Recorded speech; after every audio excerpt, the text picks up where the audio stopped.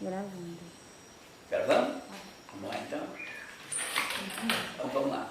Tá aí, tá grande. Agora sim, agora ficou conversa. Vicente, tá bom demais. Então vamos. Então, olha, a gente ficou de conversar sobre a questão das esferas ontológicas, porque na vez passada que a gente conversou sobre a questão do materialismo, sobrou essa questão das esferas ontológicas, uma questão, enfim, que vocês queriam discutir, tá certo? Então vamos lá. Veja, do ponto de vista da elaboração ontológica do Lukács, do Marx, essa é uma questão hiper sofisticada e complexa, tá certo? Mas do ponto de vista da vida cotidiana, essa é uma questão absolutamente simples e que todos os grandes pensadores trataram dessa questão de alguma forma, tá certo? Então, que a gente vive no universo, a gente vive num mundo que tem matéria orgânica e vida social, isso está presente em praticamente todos os pensadores, tá certo? O grande problema não é dizer que existem os três. O grande problema é como é que eles se relacionam.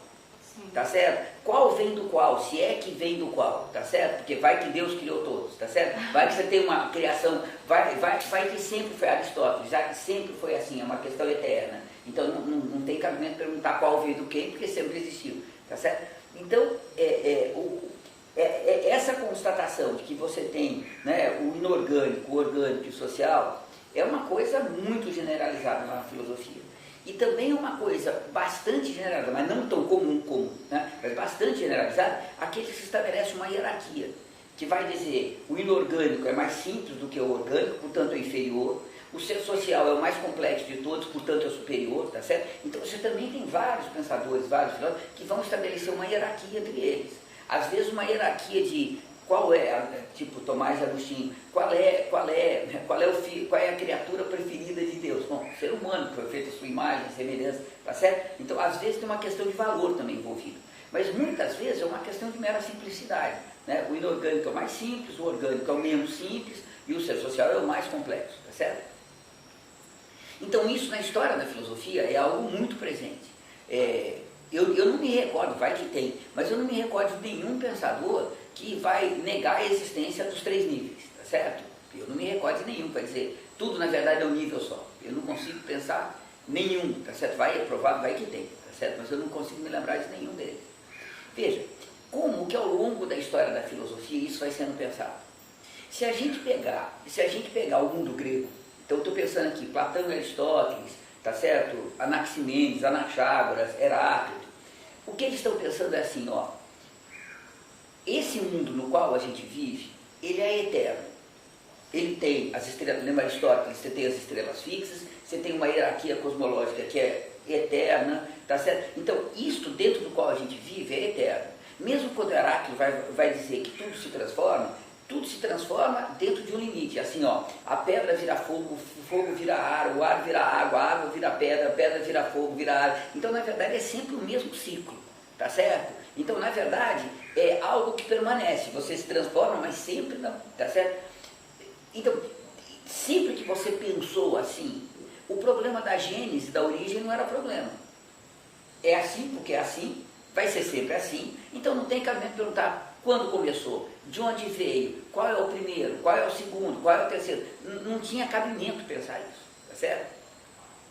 Mas na medida em que a humanidade vai evoluindo, que as coisas vão caminhando, etc., começa a ficar cada vez mais claro que, embora, tá certo, não dá ainda para perguntar, estou pensando que na Idade Média, não dá ainda para perguntar qual veio antes, qual veio depois, já dá para partir do pressuposto, tá certo, de que o mais simples vem antes e o mais complexo vem por último. Então, se você pegar no mito da Gênesis, de como que Deus criou o universo, primeiro ele vai criar o inorgânico, depois o orgânico, tá certo? Então já começa a entrar na concepção de mundo humano uma certa sequência cronológica, tá certo? Um vem primeiro, outro vem no meio, outro vem depois, tá certo? Mas ainda é algo assim que a gente está falando de segunda para sábado, lembra? Semana de trabalho, né? Sim. É uma coisa muito rápida, então, né? E 7 dias, né? E 7 dias, e tudo como criação divina, tá certo? Então, na verdade, tudo corresponde a um processo único de gênese que Deus vai construindo, tá certo? Isso que a gente vive dentro, né? E quando a gente passa para o período moderno, eu estou pensando, passa pelo Renascimento, você vai ter Giordano Bruno, você vai ter Galileu, mas não é bem Renascimento, mas para frente você vai ter Descartes, vai ter Bacon, aí sai toda a filosofia moderna. Se a gente pega esse momento, veja, a questão da Gênese também não está se colocando. O ser humano é essencialmente burguês, individualista, concorrencial, isto é o ser humano, tá certo? E o ser humano é assim porque a natureza deu ao ser humano essa natureza que deu ao ser humano essa natureza, ela é eterna, ela não tem nenhum processo de transformação, ela é o que é, e ela vem de onde? Bom, tá certo? Raramente se faz essa pergunta, mas quando se faz a pergunta, a resposta é, vem de Deus. Se você pegar mesmo Newton, tá certo? Né? A gravitação universal, não sei o que, bom, mas a gravitação universal é a descoberta da lei que Deus criou para organizar o universo, tá certo? Então, no limite, o problema da Gênese também era resolvida com sempre é assim ou, tá certo? É assim porque Deus quis. E isso justifica que o ser humano é assim porque Deus quis, então a sociedade humana vai ser sempre burguesa, vai ser sempre capitalista no limite. Tranquilo? Ok. Veja, isso começa a virar um problema, quer dizer, a coisa começa a ser problematizada, as pessoas começam a ficar dizendo, opa, peraí, nós temos, diga, tá aí, tá, né? As pessoas começam, né, os pensadores, a humanidade, começa a se dar conta que a gente tem um problema aí, quando a gente começa a passar pela Revolução Industrial. Veja, o processo de passagem pela Revolução Industrial, que coincide com a Revolução Francesa, lembra? A Revolução Francesa está dentro da Revolução Industrial, né? Cronologicamente está dentro. Né? Então, veja, quando você tem essa passagem, o ser humano desenvolve tanto as forças produtivas, a relação da gente com a natureza se transforma de tal forma, de tal intensidade, que fica evidente que é a gente que transforma a natureza, não a natureza que transforma a gente. O desenvolvimento da ciência que vem com as forças produtivas, a capacidade que a gente tem da burguesia europeia dominar ainda mais o mundo, portanto conhecer ainda mais o planeta, a natureza, né? Tudo isso, mais a tecnologia de investigação, você tem microscópio, você tem telescópio, tá certo? Né? Os primeiros aparelhos elétricos. Então, você tem um processo de desenvolvimento de tal ordem que começa a ficar cada vez mais evidente que o problema da Gênese é um problema grave, tá certo? Primeiro, porque você lembra que até a época do Hegel, o que era mais aceito é que a Terra tinha 6.000 anos de idade, porque um bispo, tá certo? Eu não me lembro mais qual é o bispo, mas um bispo, tá certo? Lendo as escrituras, foi fazendo toda a datação e chegou à conclusão, olha, uma quinta-feira, não lembro mais, quinta-feira, às 9 horas da manhã, tá certo? Surgiu o planeta Terra. E era 6.000 anos de idade, tá certo? Vê, quanto mais você vai investigando, mais começa a ficar claro que não é assim, tá certo? E as coisas começam a ficar cada vez mais escandalosas quando você começa a perceber, por exemplo, que as partículas que formam o solo de um vale são as partículas da rocha que estão em cima da montanha, que aquilo veio através de um processo de erosão. Aí você começa a calcular esse processo. Quanto que a cada ano desce de sedimento? Eles fazem medição disso. Começa a ver, bom, 6.000 anos não dá jamais para ter surgido esse vale, tá certo? Nós estamos falando milhões de anos, tá certo? Então começa a aparecer uma série de indícios que fala, pera, a Terra é muito mais velha do que parece, tá certo? Além disso, o Linneu começa a fazer uma classificação dos animais e começa a ficar claro que você tem uma sequência de evolução. Você vai colocando um do lado do outro, você olha, você vê um filminho, tá certo? Então, começa a ficar cada vez mais, digamos assim, cada vez mais evidente, cada vez mais aceitável a ideia de que tem um processo de evolução, embora a gente não saiba exatamente qual é, tá certo? E o Hegel está dizendo, a história da humanidade é um processo histórico, é uma evolução. Então, se o mais complexo é um processo histórico, se eu tenho indício de que a vida tem um processo, se eu tenho indício que a história, que a Terra tem um processo, percebe? Começo a juntar os indícios de que, pera. Então, a questão da Gênese é uma questão séria. Isso tudo é um processo histórico, a questão da Gênese é uma questão séria. Isso amadurece filosoficamente, explode filosoficamente, na década de 1840. Quando Marx está escrevendo os manuscritos econômicos filosóficos, né? E quando Engels, na mesma época, está escrevendo a situação da classe trabalhadora inglesa, lembra? Nesse momento, no trabalho dos dois, tá certo? A historicidade começa a se transformar na categoria ontológica universal, falei chique demais, mas que tudo é história, isso que é historicidade, que tudo é história, tá? Que não tem nada que não seja história, eles começam a escrever com todas as letras, né? Não tem nada que não seja um processo histórico, portanto, tudo tem um começo, portanto, a gente tem que descobrir esse começo qual é, percebe? E a partir daí, começa de onde que veio a vida, de onde que veio o inorgânico, de onde que, tá certo? E o resultado disso é que essa tese de que, enfim, isso é dado de uma vez para sempre, portanto, o problema da gente é completamente descabido, porque sempre existiu, isso vai ficando para trás, e cada vez mais a questão é de onde vem, como é que se relaciona as esferas, como é que as coisas são, tá certo? E isso só é possível avançar, veja, porque você vai ter o desenvolvimento da ciência. Tudo, tá certo? A filosofia, ela antecipa, né? Marx, em 1840, ao dizer que a vida tem que ter uma história, né? Que o inorgânico tem uma história, veja, ele está antecipando o que a ciência vai fazer. Mas ele não pode contar essa história, tá certo? Ele não pode fazer o que Darwin fez, tá certo? Ele não pode fazer o que geólogos fizeram, o que os astrônomos fizeram, tá certo? Então, né? Do ponto de vista filosófico, que tudo é histórico, começa a ganhar peso. Mas depende da ciência para a humanidade ser capaz de dizer, bom, então como é que esse problema se deu? Sim. Como é que essa relação se deu? E isso vai se dar ao longo do século XIX, mas principalmente no século XX. A gente vai ter no século XX, e é provável que no século XXI também, tá certo? Porque as descobertas que estão sendo feitas são fantásticas. Mas a gente tem, pelo menos a partir do século XX, incluindo o século XXI, a partir do século XX, você tem um processo de desenvolvimento da ciência que vai dando informações para a gente de como surge a matéria inorgânica. A partir daí, como é que você tem o processo de surgimento da vida? A partir daí, como é que vai surgir o trabalho, vai surgir o ser social? Os dados históricos vão se desenvolvendo numa rapidez impressionante. E a gente é capaz de contar esse processo em detalhes cada vez maiores. Portanto, do ponto de vista filosófico, a gente consegue contar, descrever cada vez melhor as mediações e, portanto, você consegue ter um conhecimento cada vez mais acertado, filosoficamente, a partir do que a ciência vai fazendo. Sim. Tranquilo? Então ela contribui para entender esse lado, né? Claro, claro. Veja, algumas vezes a filosofia se antecipa à ciência. Sim. Outras vezes a ciência se antecipa à filosofia. Mas nos dois casos, veja, a filosofia só pode dar uma explicação consistente se você tiver o conhecimento científico. Sim. E a ciência só pode ter também uma interpretação consistente se ela entender a parte, como que essa parte que ela está explicando se relaciona com o todo. Se ela tiver uma concepção filosófica, uma concepção de mundo. Então, ciência e filosofia estão sempre de mão dadas, às vezes brigando, mas estão sempre de mão dadas, está sendo uma coisa com a outra. E o resultado disso, veja, é que o que a ciência trouxe ao longo do século XX, século XXI, para a discussão da relação entre o inorgânico e o orgânico social, que são tantas coisas que a filosofia não sistematizou ainda, tá certo? São coisas absolutamente que têm que ser sistematizadas, mas que até agora não teve nenhuma obra capaz de pegar isso para valer. Vai demorar um tempo ainda, eu acho, porque também os desenvolvimentos científicos estão sendo tão rápidos que é difícil você fazer uma síntese agora, sabe? Eu tenho a impressão que tem que esgotar uma certa fase da ciência, aí se faz. Mas é só impressão minha, eu posso estar completamente enganado. Amanhã sai uma obra, tá certo?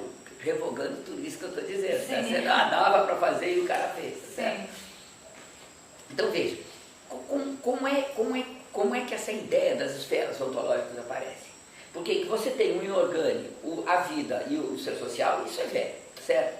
O problema é como é que você vai explicar essa relação. Sim. E o Lukács vai tirar essa ideia das esferas ontológicas, a expressão esferas ontológicas, ele vai tirar do Hartmann, ele não vai tirar do Marx. Sim, tá certo? O Marx, o Engels, eles vão falar do inorgânico, orgânico, social, tá certo? Sim. A ideia, essa expressão esferas ontológicas vai sair do Hartmann, né?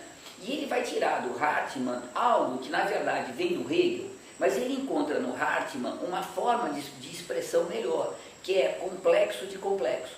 Sim. Tá certo? Então ele vai dizer, olha, essa expressão complexo de complexo explica melhor a categoria da totalidade, expressa melhor o que a categoria da totalidade é do que as expressões que eu vim utilizando até então. Tá certo?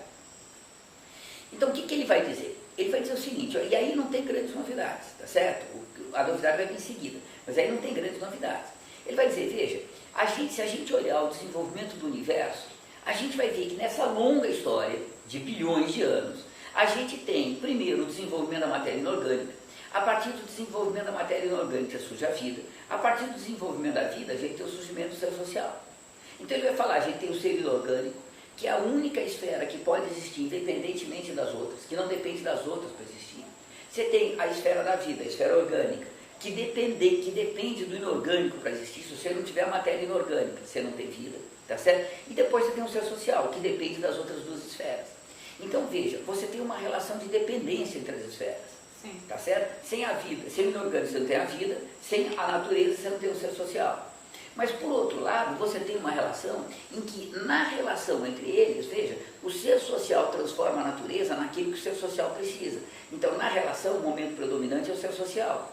E a vida transforma o inorgânico naquilo que a vida precisa. Então nessa relação, a vida é o momento predominante.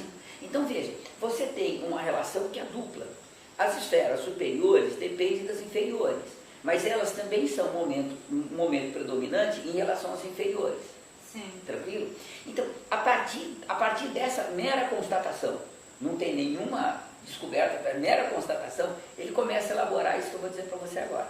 Certo. Tranquilo? Está dando para entender? Sim, as relações dela, assim, no caso, mesmo que mude de uma esfera para outra, ainda existe algo da outra presente nessa nova. Isso. E se você não tiver algo da antiga na nova, a nova não pode existir. Se você tirar, por exemplo, as moléculas, os átomos que vêm da matéria inorgânica, não tem vida. Sim. Se você tirar a reprodução biológica, não tem ser social. Sim. Tranquilo? Nesse sentido. Então, a esfera superior depende da esfera inferior. Mas, por outro lado, tá certo? A gente transforma a natureza nos meios de produção e de subsistência que a gente precisa. Sim. Percebe? E a vida transforma o inorgânico na matéria orgânica que a vida precisa. Então seria um momento dela ser autônoma nesse momento. Isso, já tem uma independência relativa. Uma independência relativa. Mas você percebe que na verdade é uma independência relativa que expressa o momento predominante. Sim. Tá certo? Ela predomina. Sim. Tranquilo? Pode continuar. Falar? Então veja, como é que a coisa vai se dar? Quando o Lukács está escrevendo sobre isso, ele conhecia muito menos do que a gente conhece hoje. Tá certo? Então ele não tinha ideia naquele. Você tem uma ideia como a vida, como a ciência se desenvolveu? Veja, quando o Lukács está escrevendo ontologia, está sendo descoberto o DNA. Vírus, a gente vai descobrir depois. Tá certo? Quando o Lukács está escrevendo ontologia, ele não tem ideia que existia um negócio chamado Lucy, que tem animal que faz ferramenta, tá certo? Tudo isso é posterior à ontologia. Então, uma série de coisas que ele vai escrever, hoje, se ele fosse escrever, ele escreveria de uma outra forma, tá certo? Mas o fundamental que ele vai dizer se mantém, não tem nenhum grande problema. Mas vários exemplos que ele dá, detalhes que ele cita, etc., certamente hoje ele citaria outros, daria outra discussão. Mas veja o que ele vai dizer. Ó, primeiro você tem o desenvolvimento da vida. O que a gente sabe sobre o desenvolvimento da vida? Desculpe. Primeiro você tem o desenvolvimento inorgânico. Ele vai dizer o que a gente sabe do desenvolvimento inorgânico. Ele vai falar muito pouco. A gente, agora, a astronomia, através da física atômica, agora ela está em... Bom, a gente já sabe mais do que ele. Então eu posso contar um pouco mais do que ele contou, tá certo? Mas, veja, fundamentalmente ele vai dizer, você tem um processo de desenvolvimento que desde 14, 13 bilhões de anos atrás, quando surge essa forma do universo que a gente conhece, você tem um processo de desenvolvimento que dá origem a esse universo que a gente conhece. Que universo é esse?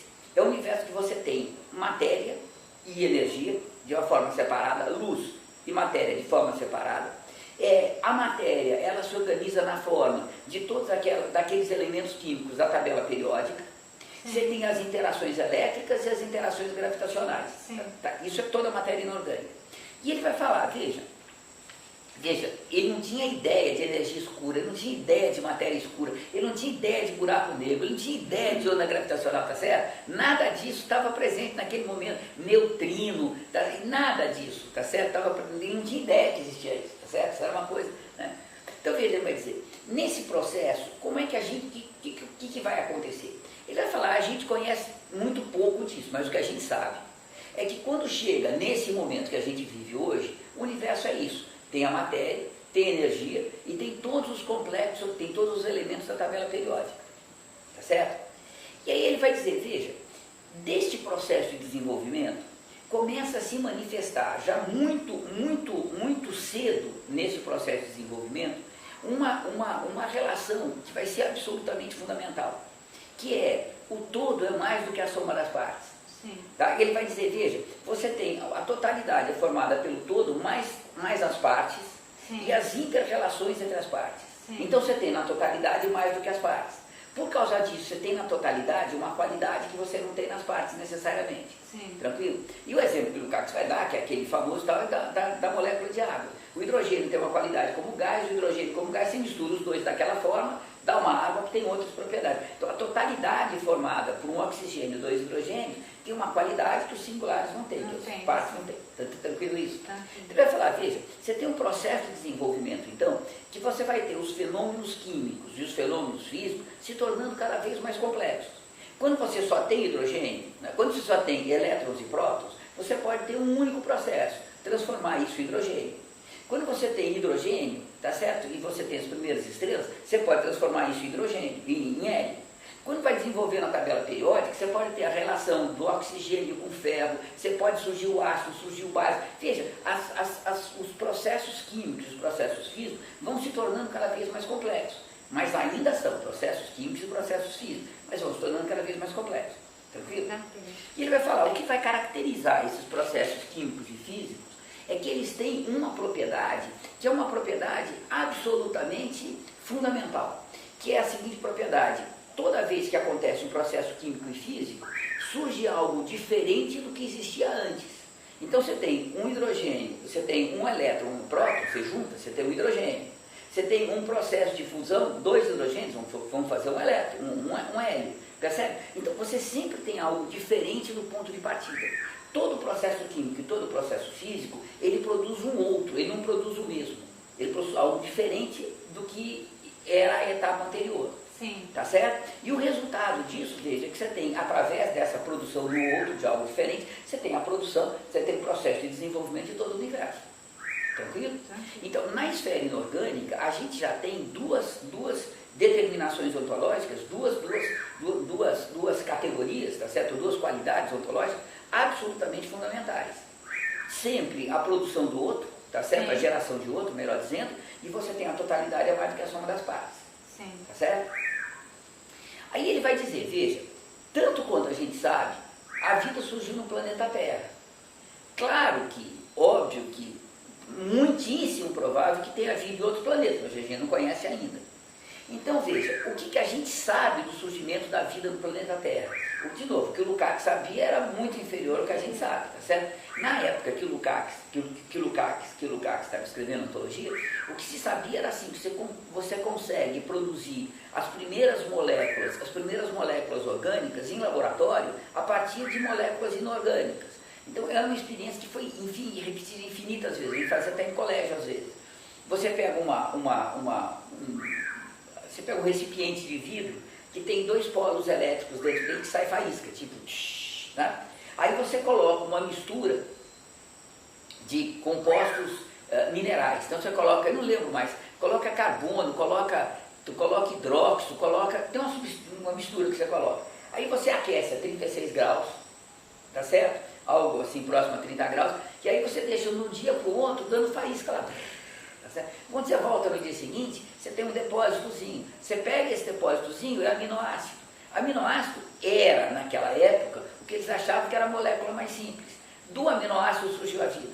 Hoje a gente sabe que a molécula mais simples não é um aminoácido, tá certo? Tem uma molécula mais simples ainda. Mas, naquele momento, se surgiu o que é chamado de polipeptídeo, se surgiu o aminoácido, bom, surgiu a primeira forma primitiva de proteína, daí vai surgir a vida. Tá certo? Então, se imaginava que a vida surgiu assim, você tinha um planeta aquecido, por causa de vulcanismo, etc. Você tem uma camada de nuvem que provoca trovão sem parar, né? Você tem um oceano aquecido, porque a Terra é quente ainda, e o resultado disso é que surge a vida aí no meio. Né?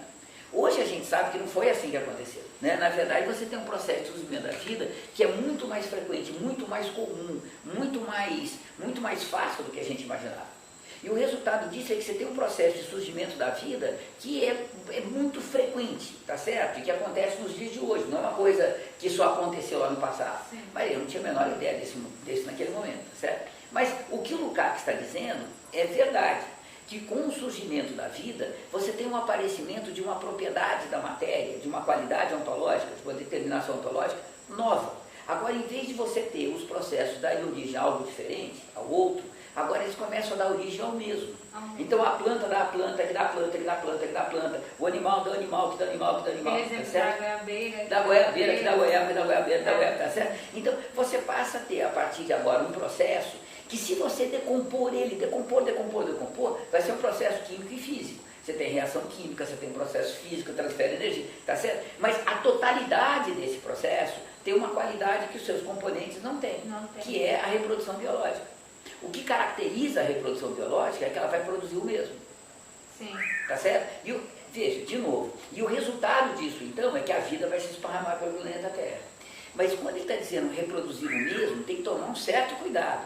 Porque, claro, o planeta que tem uma goiaba é diferente do planeta que tem duas goiabas, que é diferente do planeta que tem três goiabas, tá certo? Quer dizer, reproduz o mesmo, mas de uma forma ampliada. Isso vai trazendo uma qualidade nova, tá certo? Mas todo o processo de reprodução biológica significa que você vai produzir uma forma de vida muito semelhante à forma de vida que deu origem ao processo de reprodução. Sim. Tá certo? Então, veja, com isso você tem, o Lukács vai dizer, você tem uma nova essência. A essência da vida é diferente da essência do inorgânico. A essência do inorgânico é a produção do outro. Sim. A essência da vida é a reprodução do mesmo. Tá certo? E toda vez que aparece uma nova essência, você tem uma transição de um patamar de ser a um outro patamar de ser. Agora você passa a ter um processo que é a vida, que passa a ter leis, que tem uma processualidade que passa a ser leis, que é completamente diferente do que você tem no mundo inorgânico. Então, por exemplo, agora você passa a ter a seleção natural, você passa a ter o processo de DNA, você tem todas as leis da genética que não existiam antes. E surge uma série de compostos químicos que não existiam antes, que na química vai chamar química orgânica, tá certo? Que não existia antes. Então, veja, você passa a ter um processo em que essa nova essência, ela vai fazer gerar um processo histórico que tem leis próprias, que promove transformações próprias na matéria. E o resultado disso é que você tem o surgimento de uma nova essência. Sim. Tranquilo? Tranquilo. Aí o Lucas vai falar, veja, se a gente pegar entre o inorgânico e o orgânico, você não tem nenhum patamar intermediário. Não é assim, ó, ele é inorgânico, aí ele é, digamos, 10% orgânico, 90% inorgânico, 20%, não é assim. Quando você tem o aparecimento do novo, quando aparece a nova essência, aparece uma nova totalidade que tem uma nova qualidade, que tem uma nova essência. Sim. Tá certo? E quando surge essa totalidade, você tem um salto, você não tem uma transição, digamos assim, por etapas. Sim, cronológico ou de patamar, isso. Sucessões, né? É isso, entendeu? Que vai acontecendo aos poucos. Sim. Você tem um salto, bum, entendeu? E esse salto, ele pode demorar muito tempo para acontecer, ou pode ser imediato, mas ele não tem camadas intermediárias. Tranquilo? E o resultado disso, então, é que a gente tem o aparecimento da vida na Terra, e aí você tem, na vida, duas opções. Você está vivo ou você está morto. Se você está morto, você é inorgânico, você volta para o inorgânico, tá certo? Mas você está vivo ou você está morto. Você não tem uma etapa intermediária, você está meio vivo e meio morto. Sim. Tranquilo? E o resultado disso é que você tem um processo de desenvolvimento que vai, no planeta Terra, tá certo? Ter um predomínio sobre a matéria inorgânica, vai transformando a matéria inorgânica naquilo que a vida precisa, e a vida vai terminar cobrindo o planeta inteiro. Tranquilo? Então veja, o que a gente tem aí? A gente tem, veja, o processo da matéria inorgânica, que vai ser a história da matéria inorgânica. A história da matéria inorgânica produz um ser inorgânico, uma matéria inorgânica tão complexa, que tem os processos químicos, os elementos químicos, os processos físicos, né, os elementos físicos imprescindíveis para a vida. Mas ainda não é vida. Vai ser vida quando isso se articular numa totalidade que dá origem à vida. Sim. Aí a vida vai se desenvolver enquanto vida. Sim. E isso significa que você vai ter um processo de desenvolvimento dos seres vivos no planeta Terra. Tranquilo? Tranquilo. Então veja, o que a gente tem na relação entre a esfera inorgânica e a esfera orgânica é uma relação dupla. Sem você ter o desenvolvimento da esfera inorgânica, você não tem os elementos imprescindíveis para dar origem à vida. Mas existir os elementos imprescindíveis ainda não é ter vida.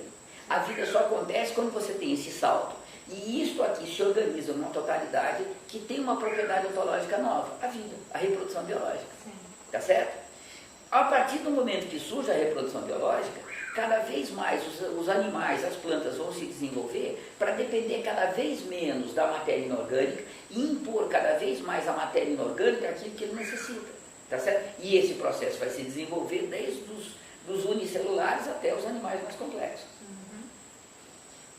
Tranquilo? Tranquilo. Sossegado? Sossegado. Então veja, o que a gente vai ter na esfera inorgânica, de novo, veja, são, quer dizer, o que a gente vai ter na esfera inorgânica é algo novo, tá certo? A reprodução biológica. Mas você percebe que nessa reprodução biológica se mantém duas coisas imprescindíveis. Primeiro, você continua tendo processos químicos e físicos. Sim. Você continua tendo a matéria inorgânica que veio da matéria inorgânica. Sim. Tranquilo? E por outro lado, se a história da vida é uma história que vai decorrer de acordo com as leis da própria vida, a seleção natural, a reprodução biológica, etc., etc., também é verdade que se você não tiver o inorgânico, o orgânico não vai viver. Então, ao mesmo tempo que você tem uma independência, você tem uma dependência. Tranquilo? Tranquilo. Tá. Então, veja, o que vai acontecer? Tanto quanto a gente sabe, o ser social surgiu só no planeta Terra. Mas isso só quanto a gente sabe, certamente está certo. Mas a gente só conhece aqui. E o que a gente sabe que surgiu no planeta Terra é algo, enfim, que nesses dias agora, nesses últimos anos, está tendo uma transformação profundérrima. Olha como é que a coisa era. Quando o Lukács está escrevendo a ontologia, na década de 60, o que o Lukács conhecia eram as investigações que tinham sido feitas na década de 50.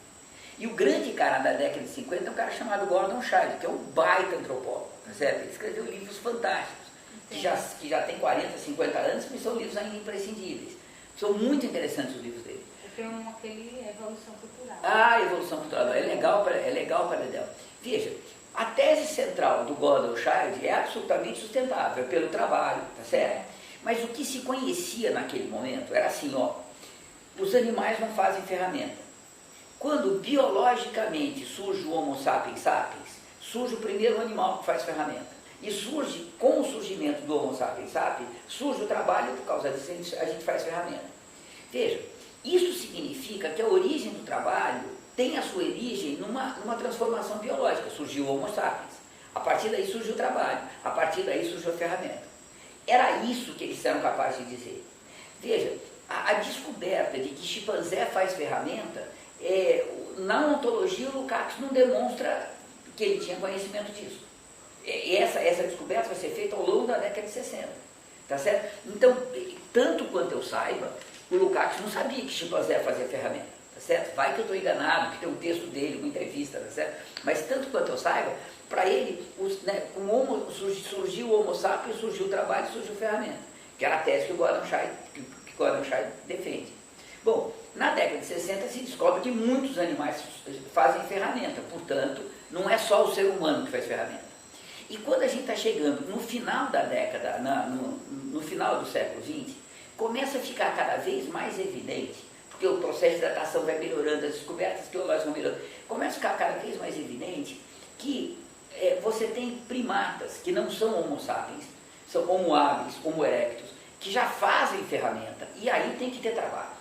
Tá certo? Porque não é uma ferramenta como o chimpanzé faz, pegar um galinho, tá certo? É assim, pedra lascada dos dois lados para fazer flecha, para fazer arpão. Veja, já tem ser humano, tá certo? E começa a ficar também cada vez mais evidente que você começa a ter obras de arte, que são feitas por Homo habilis, veja, se Homo erectus e Homo habilis fazem obras de arte, já são um ser social, já são um ser humano, tá certo? Então já tem linguagem, já tem. Então começa a ficar cada vez mais evidente que o trabalho surge antes do Homo sapiens, tá certo? E quando a gente vai ter no final do século XX, comecinho do século XXI, você tem uma descoberta que aí revoluciona tudo. Se descobre um Homo erectus, que é o Homo floresiensis, na Ilha das Flores, é uma variação biológica, o Homo floresiensis é uma variação biológica do Homo erectus, e esses caras enterram os mortos, fazem obra de arte, descobriram uma flauta feita por eles, tá certo? Esses caras são seres humanos, né? E a primeira datação é que eles teriam desaparecido há 12 mil anos atrás. Parece que foi refeita a datação. A última informação que eu tive, eles desapareceram há 50 mil anos atrás. Mas de qualquer forma, você teve seres humanos que não eram Homo sapiens, tá certo? Então tudo indica que o trabalho surgiu muito antes do que o Lukács imaginava. Tudo indica que o trabalho provavelmente surgiu, sabe lá eu, 500 mil anos atrás, 450 mil anos atrás, e não como Lukács imaginava, como Gottschalk imaginava, há 30 mil anos atrás, ou talvez 50 mil anos atrás. O surgimento do trabalho é muito provável, é muito anterior ao que o Lukács imaginava. E tudo indica que esse processo de evolução que a gente teve, do Homo habilis para o Homo erectus, para o Homo sapiens, né, daí o Homo de Cro-Magnon, que um dos elementos decisivos nessa evolução foi a capacidade superior de trabalho. Na medida que a capacidade de trabalho de um foi se tornando melhor do que a do outro, na seleção natural, o que trabalha melhor, ou seja, o que tira da natureza mais, com mais, tá certo? Né? Tem um intercâmbio material com a natureza melhor, vai predominando em relação ao outro. Né? Então, até pode ser que a gente tenha que contar uma parte da história biológica dos hominídeos, tá certo? Colocando o trabalho como momento determinante nessa evolução. Por que predominou este animal e não aquele? Por que predominou esse homo e não aquele? Tá certo? Porque este tinha uma capacidade de trabalho superior àquele outro. Mas isso nunca foi escrito, nunca foi investigado, é uma coisa que está surgindo agora. Pode ser que isso que eu esteja dizendo seja uma enorme besteira, daqui a 5 anos se prova que não é nada disso, tá certo? Mas a tendência está indo nesse sentido, tá certo? Veja, dentro disso tudo que eu estou dizendo para você, o que se confirma de uma forma indiscutível? Se você não tiver o desenvolvimento das formas biológicas, se você não tiver o desenvolvimento da vida, você não vai ter ser social. Se o primeiro ser social for o Homo habilis, for o Homo floresiensis, for o Homo erectus, for o Homo sapiens, bom, isso aí quem tem que determinar é a arqueologia, a história, tá certo? Mas o certo é que quando aparece o ser social, aparece o trabalho. Né? Então, essa afirmação do trabalho como categoria fundante, tá? Isso se mantém, tá certo? Sem nenhum problema, sem nenhum questionamento mais profundo até agora. Tá certo? É uma coisa que está bem, eu diria que as descobertas históricas vão comprovando cada vez mais, tá certo? Olha que legal. Como é que vai se dar esse salto da vida para o ser social? Tá certo? De novo, veja, a totalidade é mais do que a soma das partes. Sim. Então você tem um grupo de hominídeos que estão em interação entre si, fazendo a reprodução biológica. Chega um determinado momento, e esse determinado momento, quem tem que dizer qual é? Vai ser a ciência, tá certo? Chega um determinado momento em que esse conjunto de hominídeos, eles são capazes de se organizar entre si, e são capazes de, ao se organizar entre si, transformar a natureza de uma forma diferenciada. Em vez de transformar a natureza a partir do que a natureza fornece, em vez de transformar a natureza a partir das meras necessidades biológicas, você começa a responder às necessidades biológicas com um processo de pré-filiação. Você começa a dizer, oba, nessas circunstâncias o que é melhor fazer. Sim. Tá certo? Surge a teleologia. E na medida em que isso acontece, todas as relações humanas se transformam e o conjunto das relações do ser social com a natureza ganha uma nova qualidade. Porque agora você passa de transformar a natureza de uma forma puramente biológica. Você passa a transformar a natureza, a transformação da natureza passa a ser um processo de objetivação. Você vai objetivar uma ideia que você já construiu na cabeça antes. Tranquilo? Eu volto melhor sobre isso. Então veja, o que o Lukács está dizendo? Ele está dizendo, olha, na medida em que você tem um ser vivo que vive gregariamente, os hominídeos, e que esse ser vivo, eles vão estabelecendo relações entre si com a natureza cada vez mais complexa, chega um determinado momento que é possível, e de novo, como foi possível concretamente? Qual foi esse momento? A ciência que tem que trazer para a gente, não dá para você prever filosoficamente, tá certo? Mas surge um determinado momento em que esse conjunto de indivíduos é capaz de transformar a natureza a partir de uma pré-filiação, a partir de uma ideia anterior, de uma representação anterior, uma ideação anterior. E este processo, tá certo? De que você vai transformar a partir de um projeto, a partir de uma ideia, chama um processo de objetivação. Objetivação é transformar uma ideia em um objeto. Tá certo? E isso significa que o que você está construindo na natureza não é algo que veio da natureza, ponto final. Sim. É algo que você vai inserir que não existia na natureza antes. Sim. Você faz um machado, por exemplo. Sim. Tranquilo? Então veja, o que o Kátia está dizendo. A partir do momento em que surge o trabalho, você passa a ter um processo de reprodução que já não é mais um processo meramente biológico. é um processo que tem que ser biológico e tem que garantir os indivíduos vivos. Uma sociedade que não garanta a vida dos seus indivíduos é uma sociedade que está desaparecendo, tranquilo? Então você tem que garantir a reprodução biológica, essa é a necessidade primeira.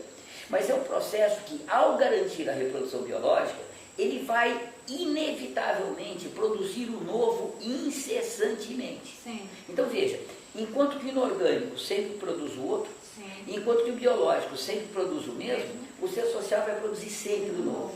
Por quê? Porque veja, quando você constrói um machado, você insere na natureza algo que não existia antes. Sim. O novo está aí. Mas quando você constrói o machado a partir de uma ideia que o indivíduo teve, veja, o indivíduo tem uma ideia. Ele vai falar, vou fazer um machado, pegar essa pedra, essa madeira, vou fazer assim um assado.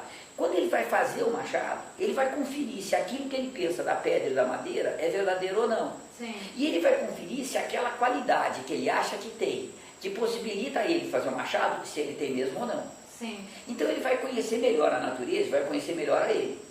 Sim. Tranquilo? Então você produz o machado e você produz um indivíduo que tem uma nova qualidade agora. Então é aí que ele se transforma. Que ele se transforma. Agora ele tem um conhecimento que ele não tem antes, ele tem uma habilidade que ele não tem antes, Sim. e ele tem uma sensibilidade que ele não tem antes. Sim. Porque à medida que ele começa a conhecer as pedras, ele começa a diferenciar cada vez mais as pedras, ele começa a sentir que a natureza Qual toda. que serve, qual Quando não serve, tá certo? E a partir de conhecer a natureza inteira, Sim. né?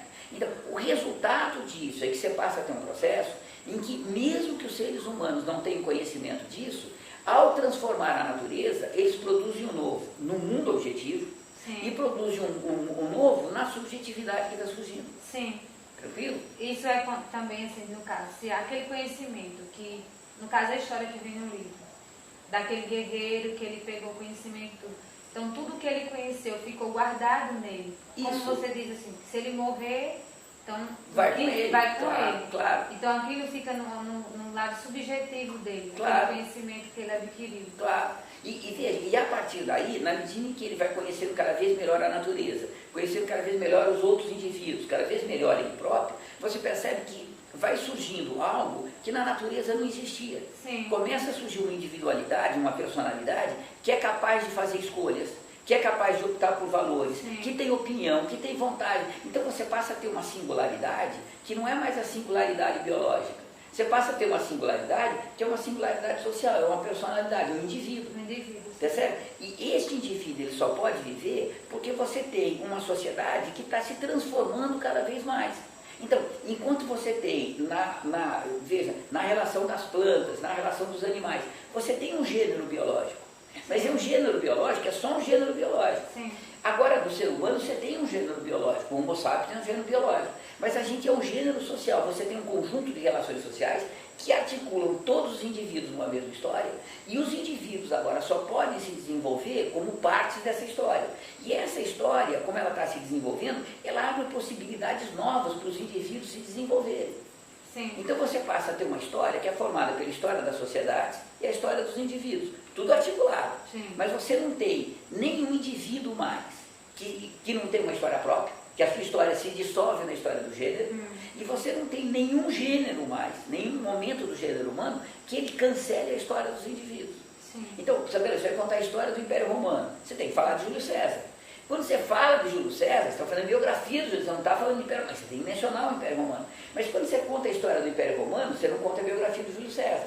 Quando você faz a biografia, você não está contando a história do Império Romano. Embora, claro, você percebe a diferença? Então a gente passa agora a ter um processo histórico que é formado, no caso que você vai falar, por dois polos.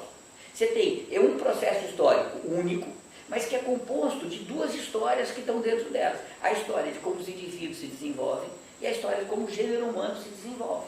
E isso significa agora que você tem uma nova história que está se desenrolando. Você tem a história da matéria inorgânica, você tem a história da vida e agora você tem a história da sociedade e dos indivíduos. De novo, essa história da sociedade e dos indivíduos, ela tem uma nova essência, ela é diferente, tá certo, da reprodução biológica. Sim. Mas sem a reprodução biológica, mix. Sim, tem tá aquela certo? dependência. Tem aquela dependência. E, de novo, você tem no ser social, você tem a totalidade a mais do que a soma das partes. Sim. Tá certo?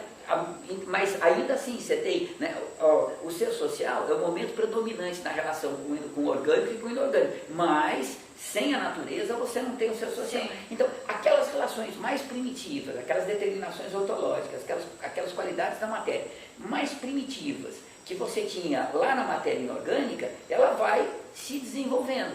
E muitas dessas determinações ontológicas vão estar presentes nessa matéria, nessa forma de matéria mais desenvolvida que vai ser o ser social. Sim. Tranquilo? Tranquilo. Ao mesmo tempo que você tem essa relação de dependência, você tem aquela relação de independência. Então Sim. você não pode pegar os processos sociais e reduzir ao processo biológico. Tal como você não pode pegar o processo biológico e reduzir os processos químicos e Como físicos. alguns assim, filósofos fizeram. Fizeram, claro. Tentaram. O século XVIII, o século XVII foi cheio disso. Os caras tentavam explicar a cabeça do ser humano, o pensamento, as emoções, de uma forma mecânica, tá certo? Sim. Claro. Naquele momento era o máximo que eles conseguiam fazer. Sim. Né? Hoje em dia se tenta imaginar que a cabeça humana é um computador. Não é, tá certo? As coisas não são assim, Não né? são Não é assim. assim. Né? O computador pode até imitar algumas coisas que a gente faz, mas ele imita, tá certo? Não é outra coisa, né? Não é isso, tá certo? Né? Tranquilo? Tranquilo. Veja, o que a gente vai ter então? Com o aparecimento do ser social, você tem o aparecimento de uma nova essência. A reprodução social, que é a reprodução incessante do novo, que implica necessariamente em ter um novo no polo da individualidade e um novo no polo da totalidade social, do gênero humano. Sim. Veja, esta é uma essência que você só vai ter no ser social. Certo. Percebe? Então, de novo, você tem um salto ontológico. Você não tem, né, um que é 100% animal, sabe lá, e 90% animal, não é assim. Né? Sim. Quando aparece o trabalho, surge o ser social. Surgiu o ser social, você tem esse processo de desenvolvimento. De novo, como surgiu o trabalho? O Lukács e o Gordon Schiller, as informações que eles tinham, é que o trabalho surge quando surge o Homo sapiens. Hoje, tudo indica, tá certo, que o trabalho surgiu muito antes do Homo sapiens. Ainda assim, veja, toda vez que você tem uma relação social, toda vez que você tem um ser social, por mais primitivo, você tem um trabalho. Tá certo? Você tem que ter um processo de relação com a natureza que possibilita, ao transformar a natureza e garantir a reprodução biológica, você transforma também a objetividade, a natureza e transforma também os indivíduos. Pronto. Isso é o trabalho, tá certo? Toda vez que você tem esta relação, você tem a história da humanidade se desenvolvendo.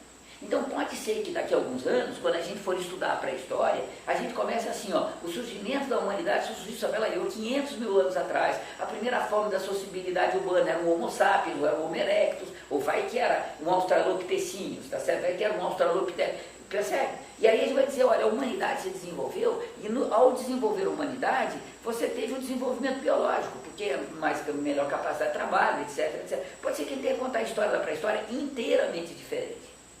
Pode ser que a gente entenda a relação da gente com a natureza de uma forma muito diferente do ponto de vista histórico, muito diferente do que a gente entende hoje. Sim. E isso está há pouco, tá? Isso eu acho que eu vou ver. Eu devo viver mais uns 15 anos, eu vou ver, entendeu? Mas vocês com certeza vocês vão pegar isso, com certeza vocês vão pegar isso.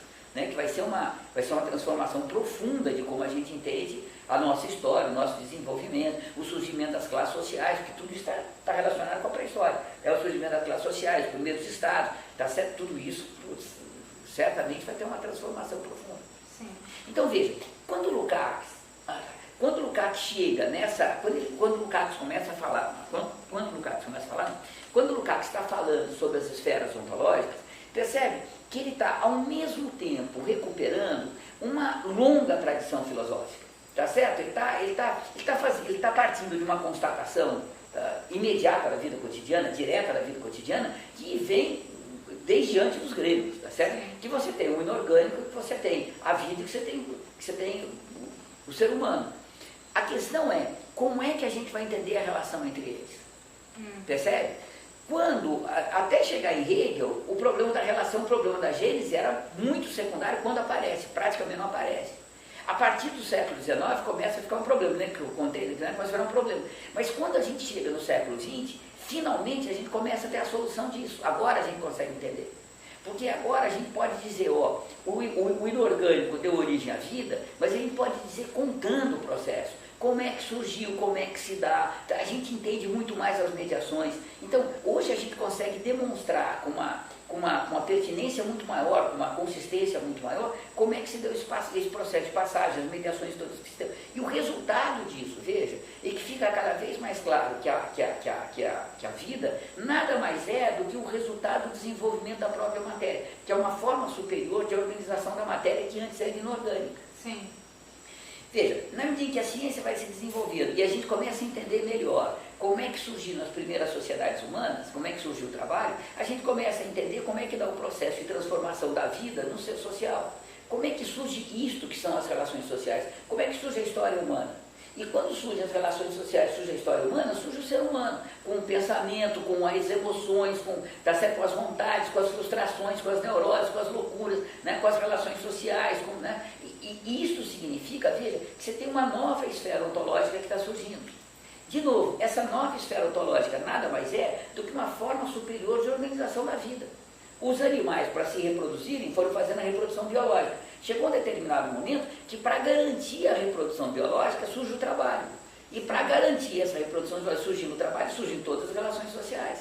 Então, a partir daí, veja, as relações sociais, por mais aparentemente não materiais que sejam, elas nada mais são do que uma forma superior de organização lá da matéria.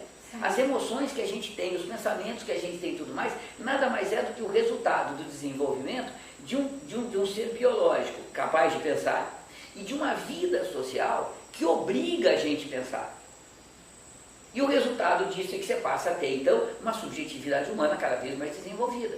Sim, então a partir das necessidades, né, aí é que a gente vai se desenvolver, vai procurar algo para satisfazer aquelas necessidades e aí a nossa subjetividade se desenvolve. Mas também você tem que levar em consideração que a gente gera necessidade, que você cria necessidade. Sim, também. Tá certo? Você faz um machado, quando você faz um machado, você passa a necessidade de um tipo de pedra, de madeira. Você vai gerando necessidade nova. Mas, claro, além de você atender às suas, algumas necessidades, você também cria. Cria outras necessidades. Sim. Na medida que você conhece melhor a natureza, que você sente melhor o mundo, você gera necessidades novas. E do ponto de vista afetivo também. No início lá da humanidade, bastava uma obra de arte bastante simples, tá certo? Tanto quanto a gente sabe, a música era uma coisa muito primitiva, né? A obra de arte era uma pintura, uma escultura mais simples. Bom, você chega no século XVII, século XVIII, você passa a ter ópera, passa a ter, um pouco mais, você passa a ter sinfonia, você passa, tá certo? Então, do ponto de vista afetivo, você também passa a ter necessidades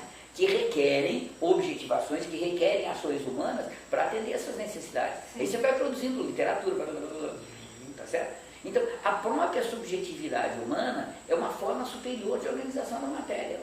Sim. Ou seja, Deus não existe. Percebe? A gente não precisa de nada externo à matéria para explicar o que nós somos. Sim. Não existe uma alma humana dada por Deus. Isso fazia sentido quando a gente não conseguia entender como se deu o desenvolvimento. Agora que a gente consegue entender, você não precisa de nenhuma força, além da própria matéria, para explicar o que nós somos. Tá certo? Deus não existe. Certo.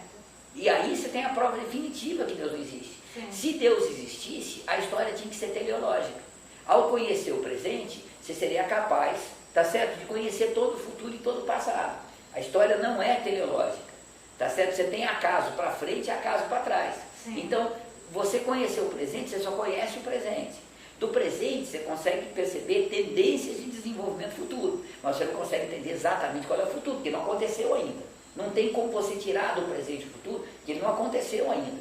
Percebe? A mesma coisa em relação ao passado. Do passado, você tinha vários futuros possíveis. Nós chegamos em um deles, mas tinha outros possíveis. Percebe? Então, como a história não é teleológica, é a prova concreta que Deus não existe. Se Deus existisse, a gente tinha que estar indo para o juízo final. Portanto, a história tinha que ser teleológica. E não é. Não. Percebe? Então, hoje a gente consegue não só entender a história, mas consegue provar que Deus não existe. Percebe? E isso, claro, isso é um materialismo filosófico. Do ponto de vista das coisas, é um materialismo filosófico. E isso só foi possível no século XX. Até o século XIX, o Marx e Engels conseguiam anunciar isso, mas eles não conseguiam contar a história, não conseguiam demonstrar. Por algumas coisas que ele conseguiu ver que o futuro poderia acontecer.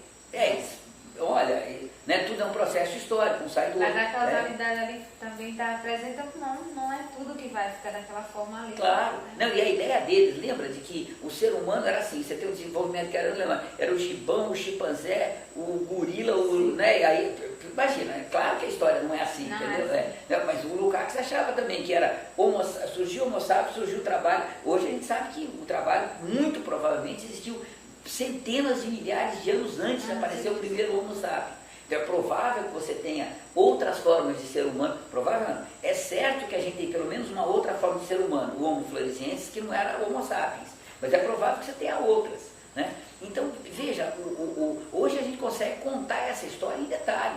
Então, não tem uma necessidade de Deus, percebe? Deus passa a ser cada vez mais uma figura que tem o papel de consolar a gente. Olha, a vida é dura, nós temos muitas frustrações, muitos sofrimentos, então o que Deus faz é consolar para a gente conseguir sofrer com resignação, sofrendo, mas suportando melhor o sofrimento. Dá um sentido. Algo assim, entendeu? Mas a gente não precisa mais disso para ter sentido na vida, porque a gente já descobriu como é que é a vida, e o sentido da vida está em a gente fazer da nossa vida uma vida cada vez mais humana. Esse é o sentido da vida. Você não precisa de um Deus para dar uma existência, um sentido a uma vida, não precisa mais disso. Essa existência, veja, na Idade Média, você dedicar a sua vida a Deus era de fato você, de alguma forma, dedicar a sua vida ao gênero. Hoje você dedicar a sua vida a Deus é dedicar a sua vida a Roma, a igreja de Roma. A propriedade privada é completamente diferente do que era naquele momento. Hoje é alienação da alienação da alienação, percebe? Já não tem mais nenhuma grandiosidade humana que você tem um Tomás de Aquino, que você tem um Abelardo, que você tem uma Heloísa, percebe? Não tem mais, né? Acabou, tá certo? Esse período histórico ficou para trás.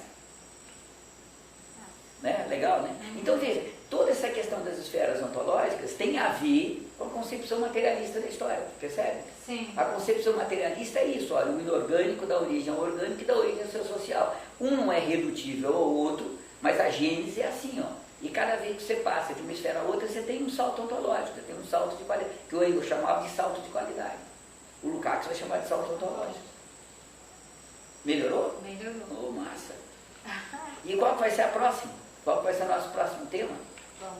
E aliás, então eu ia falar com vocês isso, vocês topam a gente fazer o próximo em setembro? Porque eu estou terminando a tradução da ontologia agora e vai ser uma loucura, tá certo? E eu estou com medo de não dar tempo. Então eu ia propor que a gente pegasse o primeiro final de semana de setembro. Como é que vocês estão? Qual é o primeiro final de semana de setembro? Dia 2 de setembro. Depois vai ser o final de semana do dia 7, não é isso? Depois é dia 9, né? Domingo, né? Dia 2, dia 9. Então, dia 7 é sexta-feira. Sexta-feira. Feriado prolongado. Então, eu proponho que a gente faça o dia 2 ou a gente faça o dia 16. O 16, sim. Qual melhor? Vamos fazer dia 16 para garantir que eu não vou estar morto, que vocês não vão pegar eu de olheira, tá certo? Morto. Então a gente marca dia 16 de setembro a retomada. E aí diga para mim qual o tema que ele vai fazer. Sabe uma coisa que eu acho que a gente não discutiu, que talvez valesse a pena relacionado a isso? Discutir a questão da essência. Sim. A gente nunca fez uma discussão para valer sobre essa questão da essência. Talvez valesse a pena a gente pegar, relacionar a questão do salto ontológico, do aparecimento da essência, etc. Que cargas dava a essência, então, para o Marx, para o Engels. E aí é Marx e Engels mesmo, esse problema eles resolveram. Né? O Lukács só pegou carona. Então fica para 16 de setembro, tá certo? Certo. Fechado. E a gente faz uma discussão sobre a essência. Legal, cara. Pronto. Massa, massa. Para.